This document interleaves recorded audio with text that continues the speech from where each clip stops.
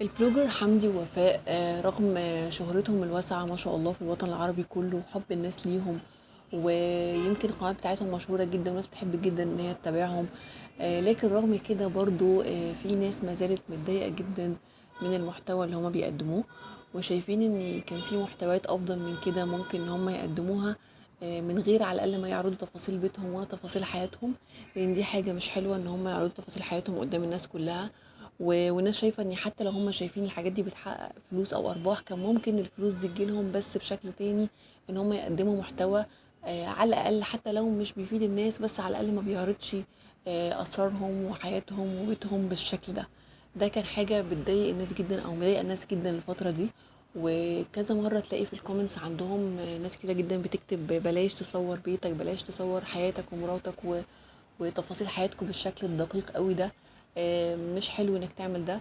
وناس كتير جدا قالت له احنا بنتابعك ومش حابين المحتوى ده، يعني احنا نفسنا ان انت تغير المحتوى ده او تعمل محتوى فعلا مفيد، وما تتكلمش على بيتك ولا تتكلم على اسرار بيتك وحياتك ومشاكلكم، لدرجه ان الموضوع تطور معاهم ان هم بدأ يعني كمان يحكوا المشاكل بتاعتهم وبتاعت المشاكل ما بينه وبين اخوه، مشاكل ما بينه وبين مراته وهكذا.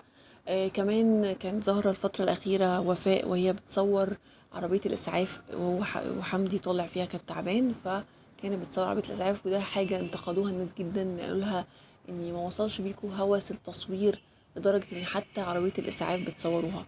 فبلاش ان انتوا توصلوا للمرحله دي، حاولوا تغيروا المحتوى بتاعكم، حاولوا تعملوا حاجه تفيد الناس، حتى لو انتوا مش عايزين حاجه تكون مفيده، بس على الاقل ما تكونش حاجه فيها فضايح، ما حاجه ما فيهاش مشاكل. حاجة على الأقل كده ممكن حتى لو لطيفة تضحك الناس، بس ما تبقاش فيها يعني تتكلموا عن حياتكم وعن بيتكم بالطريقة دي. وكمان ناس اتكلمت عن ان برضو حمدي يعني الافضل ان هو ما يطلعش، يعني ما كانش الافضل ان هو يطلع زوجته على السوشيال ميديا، دي حاجة مش لطيفة او ناس كتير جدا مش حباها. فده اللي خلاهم كتبوا له كومنتس كتيرة جدا، زي الكومنت ده مثلا بيقولوا له فيه: للناس اللي بتقول تعبوا على نفسهم، ايه التعب في انك تعمل بيتك ومراتك محتوى؟ تتخلى عن القيم والمبادئ وتخلي حياتك بكل تفاصيلها فرجة للناس، ما يكونش عندك غيرة على أهل بيتك، المهم الريتش يعلى ويزيد، زاد ازاي مش مهم، الفكرة مش انك توصل وخلاص، لا الفكرة انك عملت ايه عشان توصل. دي من ضمن الكومنتس اللي اتكتبت لحمدي وفاء على القناة بتاعتهم، عشان خاطر ان هم ياخدوا بالهم من فكرة ان لا، ما ينفعش ان احنا نعمل اي محتوى وخلاص، مهم ان يكون محتوى مفيد للناس. وكانت الناس متضايقة جدا من المحتوى بتاعهم. وفي ناس تانية شايفة ان خلاص طالما انت مش عاجبك المحتوى او الناس اللي مش عاجبها المحتوى خلاص ما تتابعش القناة، لكن ما مفيش داعي ان هي تشتم او تتكلم على صاحب محتوى. ففي ناس كتبت: من غير ما نشتم في حد وناخد ذنوب، هم حياتهم معروضة على الملأ من اجل المال والشهرة، واحنا بنتفرج ونتسلى. اللي ما يحب يضيع وقته في الفرجة على اخبار الاخرين ما يتابع حد.